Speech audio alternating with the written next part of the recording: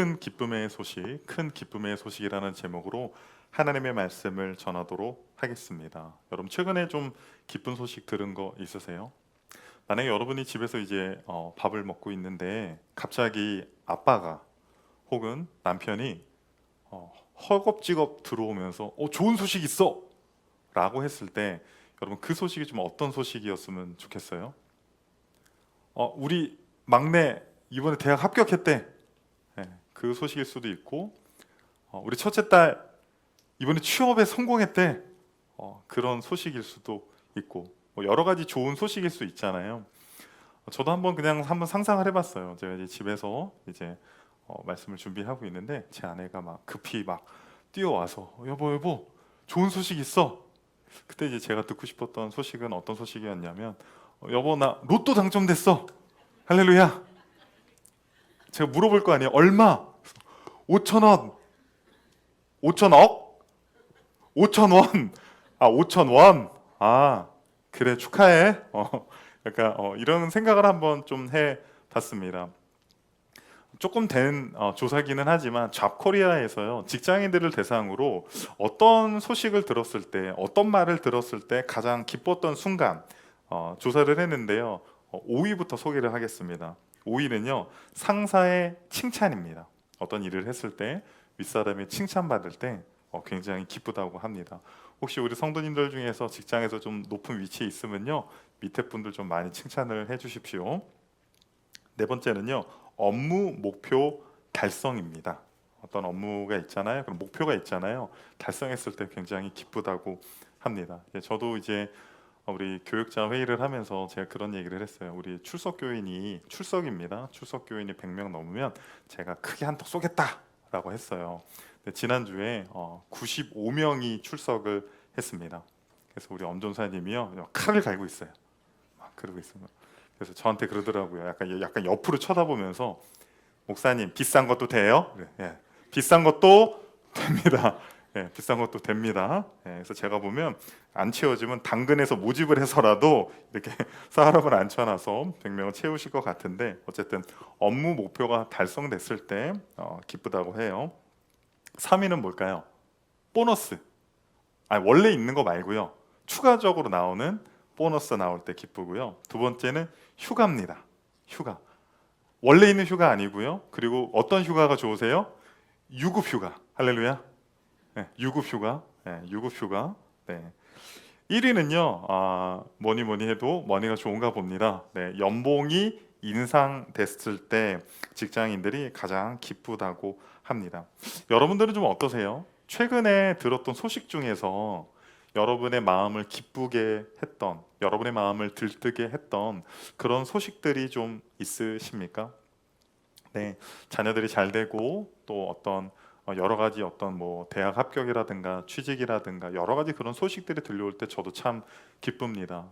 조금 됐는데요. 우리 청년 중에서요. 취업 준비를 1년 6개월 한 청년이 있어요. 4년제를 그래도 괜찮은 4년제를 졸업을 했는데도 불구하고요. 바로 취직이 되는 게 아니라 1년 6개월이라는 시간을 준비한 끝에 취업 소식을 들었을 때 제가 뭐 아빠도 아닌데요. 저도 너무 기쁜 거예요. 물론 그런 소식들도 참 우리를 기쁘게 하지만 만약에 불치병에 걸려서 죽을 수밖에 없다라고 하는 의사의 진단을 받았는데 만약에 그 사람이 병이 다 나아서 살았다라고 한다면 여러분 우리가 그 소식을 들을 때 얼마나 기쁘겠습니까? 오늘 본문을 통해서 죽은 자를 살리시는 그 하나님의 큰 기쁨의 소식을 여러분들에게 전하기를 원합니다. 본문 4절을 보면요 그리스도인들이요 예루살렘에서 사방으로 흩어져요. 그런데 그 흩어지는 이유가 예루살렘의 박해가 너무나도 심했습니다. 예수 믿는다고 교회 다닌다고 엄청난 핍박과 고난이 있었어요. 예루살렘의 대표적으로 7집사 중에 한 명 스데반이 어떻게 됐어요? 복음을 전하다가 유대인들에게 돌에 맞아서 죽임을 당했습니다. 당시 그리스도인들을 핍박하면서 앞장섰던 사울이요 얼마나 교회를 핍박을 했냐면요 사도행전 8장 3절을 한번 읽어보겠습니다. 사울이 교회를 잔멸할세 각 집에 들어가 남녀를 끌어다가 옥에 넘기니라. 여기서 잔멸할세에 해당하는 헬라어가요, 엘루마이네토라고 하는 단어입니다. 그런데 이 단어는 보통 언제 사용을 하냐면요, 그 표범이나 사자, 곰이요, 사냥감을 잡아서 사냥감을 찢을 때, 물어 뜯을 때 엘루마이네토라고 하는 단어를 쓴다라는 거예요. 그냥 교회 다닌다고, 예수 믿는다고 어느 정도 그냥 차별을 두고 그 사람들에 대해서 선입관을 갖는 그 정도가 아니라요, 사자와 곰과 표범이 사냥감을 잡아서 그들의 사지를 찢는 듯한 그런 엄청난 핍박들이 예루살렘 교회에 있었다라는 것입니다. 그러자 예루살렘에 있는 교인들은요, 흩어졌어요. 도망간 거죠. 삶의 첫 터전을 버리고요, 흩어져 버렸습니다. 그런데 흩어진 이후에 그들이 뭐 합니까? 놀랍게도요, 또다시 복음을 전해요. 여러분이 만약에 예수 믿는 것 때문에 학교에서 혹은 직장에서, 여러분의 가정에서 예수 믿는 것 때문에 핍박과 고난을 당하고 차별을 받고, 야, 너는 예수 믿으니까 연봉 절반으로 삭감, 넌 예수 믿으니까 휴가도 가지 마, 넌 예수 믿으니까 원래 학점 A 받을 거 B 받아, 여러분 만약에 그런 식으로 당한다고 한다면 여러분 어떠시겠어요? 저도 뭐 사실 세상에 나가서 예수 믿는다고 그렇게까지 핍박받는 적은 없지만, 저는 이제 군대에서 그런 경험을 했던 적이 있습니다. 담배 안 핀다고, 술 안 먹는다고, 교회 간다고. 저랑 같이요, 교회 갔던 그 전울 믿음의 용사들이요, 엄청난 핍박 때문에 대부분의 이 믿음의 용사들이 교회를 안 가기 시작을 했습니다. 여러분 같으면 어떻겠습니까?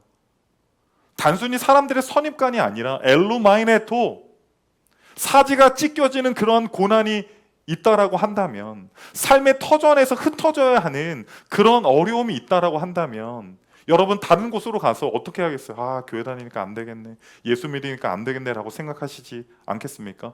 그런데 오늘 본문의 그리스도인들은 흩어져서 놀랍게도 또다시 복음을 전하는 거예요. 할렐루야. 그들이 복음 때문에 핍박받았지만 다시 복음을 전할 수 있었던 것은 그들은 복음이 뭔지 알았어요. 그리고 그들은 복음을 경험했기 때문입니다. 여러분, 복음이 뭡니까? 보통 복음에 대해서 가장 잘 설명하는 성경은 로마서라고 많이들 이야기를 합니다. 그런데 제가 보면요, 요한복음 전공자들은 또 요한복음이래요. 심지어요, 제가 레위기 연구하다 보니까요, 레위기 또 전공자들은 레위기가 복음을 잘 전한다고 합니다. 근데 보통은 일반적으로 이제 로마서가 복음을 가장 좀 이렇게 우리 사람들이 잘 알아듣기 쉬운 언어로 전한다고 하는데요, 로마서 1장부터 3장까지를 보면요, 복음을 세 가지로 전하고 있어요. 첫 번째는요, 인간은 하나님의 진노의 대상이라는 겁니다. 로마서 1장 18절을 읽겠습니다. 하나님의 진노가 불의로 진리를 막는 사람들의 모든 경건하지 않음과 불의에 대하여 하늘로부터 나타나느니. 네, 보통 우리가 사형리를 통해서 복음을 전할 때는 어떻게 해요? 예수 안 믿으면 지옥 가, 이렇게 하는 게 아니라 하나님은 당신을 사랑하시며 당신을 위해서 놀라운 계획을 가지고 계신다, 뭔가 축복의 언어로 복음을 시작을 하는데, 성경을 보니까요, 사도 바울은요, 복음을 전할 때 축복보다는요 오히려 더 무서운 말을 해요. 하나님의 진노 가운데 있다, 하나님을 떠난 인간들에 대해서 이렇게 설명을 합니다. 로마서 1장 28절 29절입니다. 또한 그들이 마음에 하나님 두기를 싫어하매 하나님께서 그들을 그 상실한 마음대로 내버려 두사 합당하지 못한 일을 하게 하셨으니 곧 모든 불의, 추악, 탐욕, 악의가 가득한 자요, 시기, 살인, 분쟁, 사기, 악독이 가득한 자요, 수근수근하는 자요. 네, 하나님을 떠난 인간들은요, 특색이 무엇이냐면요, 하나님을 마음에 두기를 싫어한다라는 거예요. 이 말의 뜻이 무엇입니까? 하나님이 계신 것은 아는데 그 하나님을 내 마음에 두기를 싫어한다라는 거예요. 에덴 동산에서 아담과 하와가 어땠어요? 하나님이 계신 거 몰랐어요? 하나님이 살아계신 거, 하나님이 창조 주신 거, 모든 것을 다 알고 있었으나 선악과를 먹지 말라는 그 하나님의 말씀을 자신의 마음속에 두기를 싫어했다라는 거예요. 그렇게 하나님을 우리의 마음속에 두기 싫어하잖아요. 그러면 하나님께서는 아담과 하와를 에덴 동산에서 쫓아내신 것처럼요. 아담과 하와를 에덴 동산에 쫓아내셔서 뭐라고 했어요? 그냥 니네들끼리 알아서 살아. 나를 너희들 마음속에 두기 싫으면 그래 에덴 동산에서 나가. 너희들끼리 알아서 살아. 내버려 두는 거예요. 우리 인간을요 하나님의 보호와 하나님의 도움이 없이 그냥 내버려 두면 어떻게 되냐면요, 불의, 추악, 탐욕, 악의, 시기, 살인, 분쟁, 사기, 악독, 이러한 것들이 넘쳐나게 된다라는 것입니다. 두 번째는 무엇이냐면요, 모두가 하나님의 진노의 대상이라는 것입니다. 여러분도 저도 하나님의 진노의 대상에서 벗어날 수는 없습니다. 제가 만난 한 분은요, 굉장히 교회를 안 다니시는 분인데 굉장히 도덕적으로 사신 분이에요. 학교도 열심히 다니셨고 공부도 열심히 하셨고 직장도 좋은 데 나오셨고 너무나도 세상에서 존경받는 그런 위치에 있는 분이었습니다. 그런데 본인이 교회 가기가 싫은 이유, 본인이 신앙생활하기 어려운 이유를요 여기를 딱 짚더라고요. 목사님, 저는 죄인이라는 이야기가 거슬립니다. 저는 그렇게 나쁜 짓을 한 적도 없고요. 항상 회사에서도 나보다는 회사를 위해서, 나보다는 동료와 남을 위해서 이타적으로 산 사람입니다 라는 이야기를 들었어요. 여러분들은 어떠십니까? 여러분들은 교회 왔을 때 이 앞에서 이 목사가 우리 모두가 죄인이다, 여러분 뭔가 문제가 있다, 여러분 잘못이 있다라고 이야기할 때 그것들이 받아들여집니까? 사도 바울은 로마서에서 복음을 전하면서 1장에서는 누구를 죄인이라고 하냐면 이방인들을 죄인이라고 합니다. 그 이야기를 듣고 있었던 유대인들은 맞아 이방인들은 죄인이야, 하나님께서 그들을 지옥의 땔감으로 쓰시려고 만드셨지라고 박수쳤을 수 있습니다. 그런데 로마서 2장에 딱 들어서 사도 바울은 유대인들 너희도 죄인이야. 유대인들은 그동안 자신들은 죄인이 아니라고 생각했습니다. 그들은 하나님의 선택을 받은 구약의 선민이고 신의 산에서 모세를 통해서 십계명 하나님의 말씀을 받은 하나님께 선택받은 특별한 존재들이라고 생각했는데 사도 바울은 그러한 너희들도 죄인이라고 지적을 하고 있는 겁니다. 로마서 3장 23절입니다. 죄를 범했음에 하나님의 영광에 이르지 못하더니. 네. 여러분들 중에서는 누구보다도 도덕적으로 사시고 사실은 다른 사람들에게 안 좋은 일보다는 참 이타적으로 사랑의 마음으로 사신 분들도 있고 또 혹은 그렇지 않은 분들도 있을 수 있습니다. 그러나 우리의 도덕성과 우리의 이타적이든 이기적이든 어떤 그런 것들과 상관없이 성경은 우리 모두가 전부 다 죄인이라고 이야기를 하고 있습니다. 그러나 복음은요 여기서 끝나지 않습니다. 세 번째, 모든 인류의 죄를 예수 그리스도가 해결하셨습니다. 할렐루야, 할렐루야. 복음이 기쁜 소식이고 복음이 좋은 소식이고 복음이 큰 기쁨의 소식으로 오는 것은 우리는 죄인이지만 하나님께서 독생자 예수 그리스도를 보내셔서 우리의 죄의 문제들을 해결하셨다라는 거예요. 우리 로마서 3장 24절을요 현대어 성경으로 한번 같이 읽어보도록 하겠습니다. 만일 예수 그리스도를 믿기만 하면 하나님께서는 우리를 죄 없다고 선고해 주십니다. 예수 그리스도께서 은총으로 값없이 우리 죄를 없애 주셨기 때문입니다. 아멘, 아멘, 할렐루야. 저는 그런 생각을 가끔 해요. 정말 예수님이 계셔서 너무 다행이다. 정말 다행이다. 보통 이제 젊을 때는 이제 좀 어때요? 우리 다 목표 좀 지향적이잖아요. 그래서 막 좋은 대학 가려고 막 그렇죠. 그리고 또 학교에 가면 또 취업, 그 다음에는 또 어때요? 또 결혼, 그렇죠. 내가 좋은 사람 만나서 좋은 가정을 만들어야 되겠다. 막 이렇게 막 거기에 우리 에고가 막 날뛰어요. 막 그렇게 달려갑니다. 그런데 이제 나이가 이제 중년이 지나서 조금 이게 먹으면요, 이제 직장에서 지위도 좀 있고요. 뭐 그래도 물질적인 것도 좀 안정이 됐고요. 사랑하는 아내도 있고 사랑하는 자녀들도 있는데요. 뭔가 마음이 펑 뚫려 있어요. 뭔가 마음이 펑 뚫려 있어요. 왜 이러지? 나 중고등학교 때 엄마가 명문대만 들어가면 된다고 했는데, 그래서 좋은 대학을 나왔는데 또 좋은 직장 들어가서 내가 사랑하는 여자랑 결혼하고 아름다운 가정만 이루면 뭔가 괜찮다고 생각을 했는데, 돈이 없어서인가? 그래서 돈도 좀 이렇게 모아봤는데 나이가 들었는데요, 50대가 되고 60대가 되었는데 더 성숙해지고 더 삶에 있어서 무언가 이렇게 알차게 이렇게 세워가는 것 같지만 마음속을 들여다보면요, 뭔가 텅 비어있는 자기 자신을 발견하게 된다라는 거예요. 그래서 세상 사람들은 그 텅 빈 마음들을 해결하기 위해서 더 많은 물질, 돈 아니면 쾌락을 향해서 달려가고 있지만, 우리 예수 그리스도께서는 뭐라고 말씀하시는 겁니까?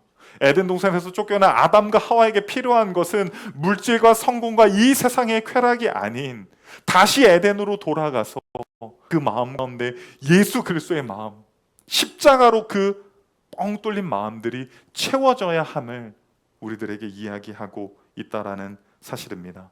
여러분, 이것이 복음입니다.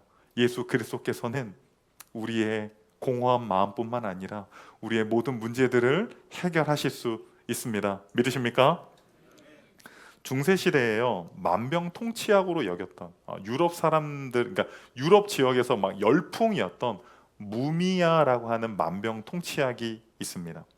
이 약은요, 정신을 잃고 쓰러진 사람도요 바로 그냥 기력을 얻고 일어나게 하고요, 뼈가 부러지면요 무미야를 바르면 붓는데요. 제가 이거 보면서 그런 생각을 했어요. 이거 빨간 약인데, 제가 어린 시절에 배 아프다고 하니까 엄마가 빨간 약 이렇게 발라줬거든요. 빨간 약, 그냥 아무데나 빨간 약 바르면 이제 다 나는 것처럼 이 무미야만 바르고 먹으면요, 뭐 뇌졸중, 중금속 중독부터 시작해서요, 그 어떤 병도 이 무미야가 전부 다 고친다라고 유럽 사람들이 믿었던 거예요, 중세시대 사람들이요. 그런데 프랑스 의사였던 라퐁텐이라는 사람은요, 끊임없이 이 무미야가 부작용도 심하고 그렇게 특별한 약효가 없다라고 선전을 했음에도 불구하고 유럽 사회에 무미야가 없어서 못 팔 정도로 열풍이었습니다. 왜 이렇게 열광적이었을까요? 이때 사람들은 이 무미야의 원 재료가요, 이집트의 미라였다고 합니다. 그러니까 이집트의 미라가 이 붕대를 감고 있잖아요. 그래서 그것을 주 원료로 사용했대요. 실제로 이 이집트의 미라를 만들 때 이 몰약을 겉에 바르기 때문에 어느 정도 항생제 역할을 아주 조금은 하기는 했겠으나, 여러분 미라 하면 어떤 그 이미지가 있을까요? 이집트의 왕들이 왜 피라미드 이렇게 해가지고 미라를 왜 해요? 영원히 살려고, 영혼 불멸. 그러니까 이 무미야는 단순히 우리 육체의 질병만 치료하는 것이 아니라 자신들의 고장난 영혼들, 그 영혼까지도 치료해 줄 수 있지 않을까라고 하는 그 소망 가운데 그들은 무미야를 복용했다라는 것입니다. 그러나 이 무미야는 가짜예요. 엄마 손은 약손이 아닙니다. 빨간 약을 발라도 사실은 배 아픈 게 낫지 않아요. 아프면 병원에 가십시오, 여러분. 그러나 우리가 전하는 이 복음은 실제적인 겁니다. 이 복음은 진짜입니다. 우리가 갖고 있는 육체의 질병뿐만 아니라 무엇보다도 우리 안에 있는 영혼의 질병들, 우리 안에 있는 모든 그 악한 것들, 하나님께서 이 복음을 통해서 치료하신다라는 거예요. 여러분, 특별히 이 빌립이요, 6절을 보면요, 이 빌립이요 복음 때문에 핍박을 받아서 흩어지는데 어디로 가냐면요, 사마리아로 가요. 여러분, 당시 유대인들과 사마리아 사람들과의 관계가 얼마나 안 좋았습니까? 그들이 원수지간으로 지낸 거는요 1000년이라는 시간이에요. BC 10세기에요. 이제 솔로몬의 아들 르호보암이 왕이 되었을 때 여로보암이라는 자가 나타나서요, 10지파들의 마음을 빼앗아서요, 이스라엘이 북이스라엘과 남유다로 나뉘어 버려요. 그래서 그러니까 유다 지파와 베냐민 지파만 예루살렘을 위시해서 그 예루살렘 성전을 섬기게 되고, 북이스라엘은 그들만의 또 신앙생활을 하게 된다는 거예요. 거기서부터 사이가 갈라졌습니다. 그런데 결정적인 건요, BC 722년에 아수르가 북이스라엘을 쳐들어와서 그들을 초토화시켜 버립니다. 멸망해요. 아수르의 정책은 어떤 정책이냐면요, 그들의 식민지에요 정체성을 없애버리는 거예요. 정체성을. 여러분, 우리는 어떤 정체성을 가지고 있죠? 저 미국 갔을 때 그 전도사 중에 중국 사람이 있었는데, 그 중국인 친구가 나는 너도 중국인이라고 생각한다 라고 했을 때 순간적으로 제가 이성을 상실할 뻔 했습니다. 그리고요, 2세 전도사님들, 그러니까 엄마 아빠는 한국에서 태어나서 이민 오신 분들이죠. 그리고 본인은 미국에서 태어났습니다. 그 2세 전도사님들을 만날 때 종종 그런 이야기를 들었습니다. 자기는 한국 사람이 아니라 미국 사람이라고 하는 거예요. 자기는 미국 사람이래요. 그래서 제가 그랬습니다. 김치 먹지 마. 밥에 김 싸 먹지 마. 한국 음식 먹지 마. 너 햄버거랑 피자만 먹어. 뭐 이렇게 그렇게 재미나게 사실은 그렇게 이야기를 한 겁니다. 아수르 사람들이요, 이 유대인들의 정체성을 흔들어 놓기 위해서요, 많은 사람들을, 절반 이상 사람들을요 아수르 지방으로 이주시켜 버려요. 그리고 아수르 사람들과 이방인들을요 그 북이스라엘로 데려와서 살게 돼요. 그러면 처음에는 유대인들 아수르 사람들 하다가 둘이 눈 맞아서 결혼해서 아기를 낳았어요. 그럼 그 아기는 어느 나라 사람이에요? 계속 그런 식으로 사마리아 땅에 혼혈 민족들이 생겨버린 거예요. 그러니까 그들의 문화가 생기고 또 그들의 종교까지도 생겨버린 겁니다. 그래서 남유다 사람들은 절대로 이 사마리아 사람들이랑은 상종도 하지 않았습니다. 요한복음 4장에서 보면 사마리아 여인이 놀래잖아요. 예수님의 말 거니까. 아니, 유대인인 당신이 어찌 나에게 말을 거십니까? 나에게 물 한 잔 달라고 이야기합니까? 그럴 정도로 남유다와 이 유대인들과 사마리아 사람들은 관계가 좋지 않았습니다. 그런데 빌립은 사마리아 땅으로 갔어요. 왜요? 유대인들은, 사마리아 사람들은 절대로 천국에 갈 수 없다고 생각했어요. 저들은 지옥 갈 백성이라고 생각했어요. 그런데 복음을 경험한 이 빌립은 그 어떤 죄인이라 할지라도 하나님의 말씀인 복음을 통해서 살릴 수 있다고 믿는 거예요. 그들을 살릴 수 있다고 믿는 거예요. 여러분 믿으십니까? 여러분 믿으십니까?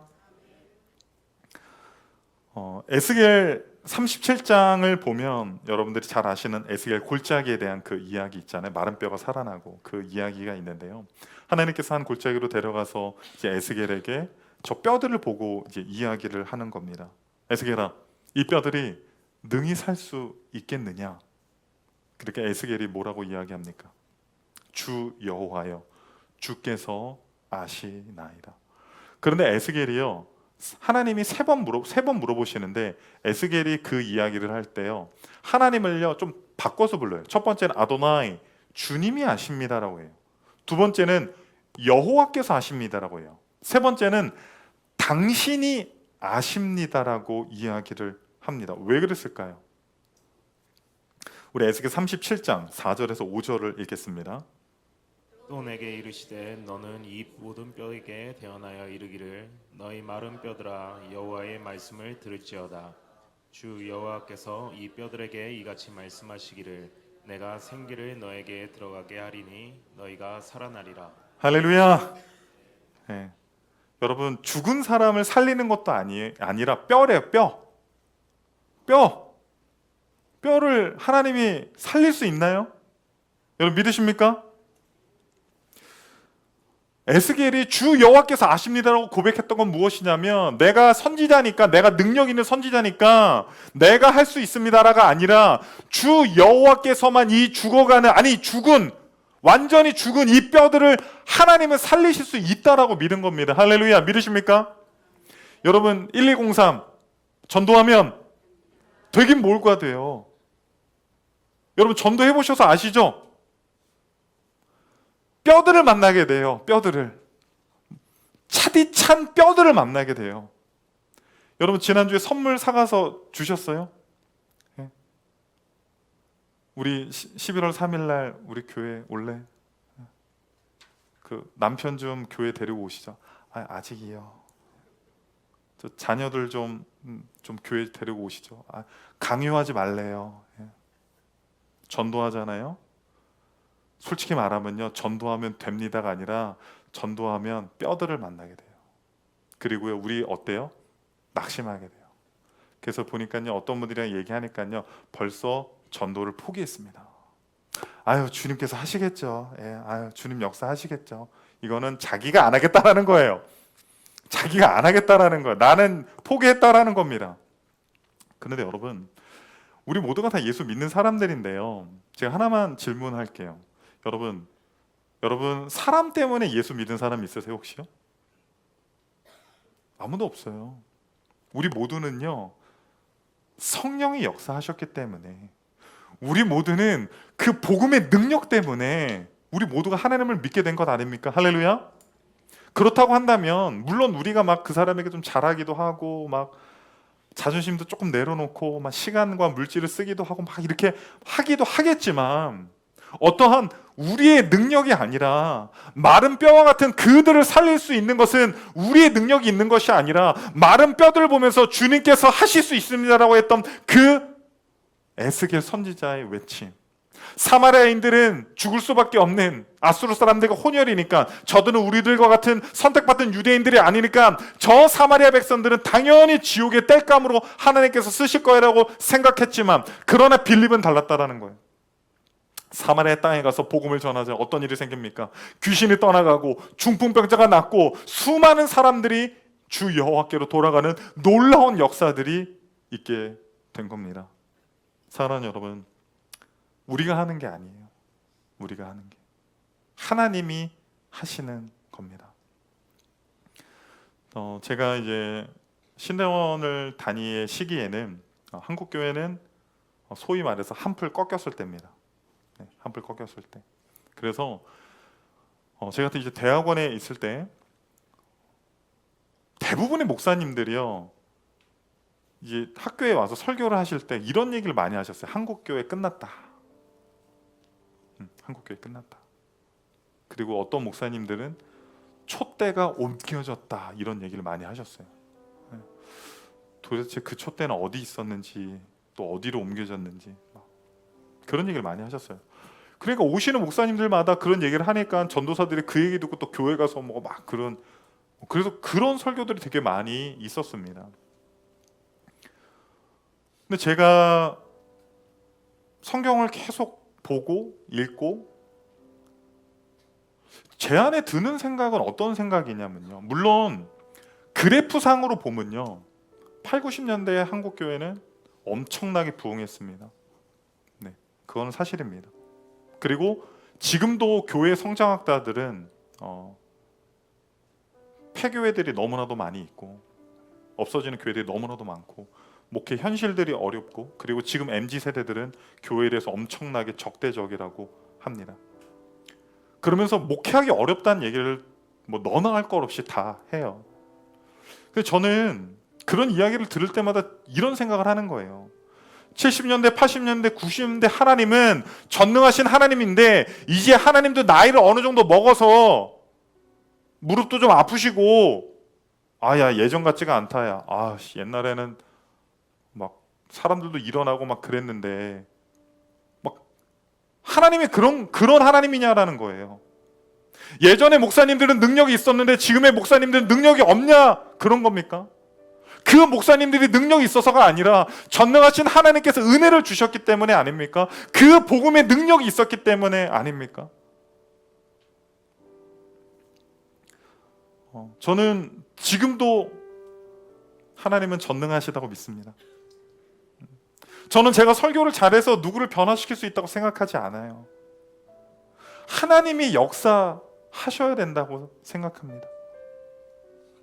왜냐하면 우리 하나님은 전능하신 하나님이니까. 마른 뼈들도 하나님께서 생기를 불어넣으셔서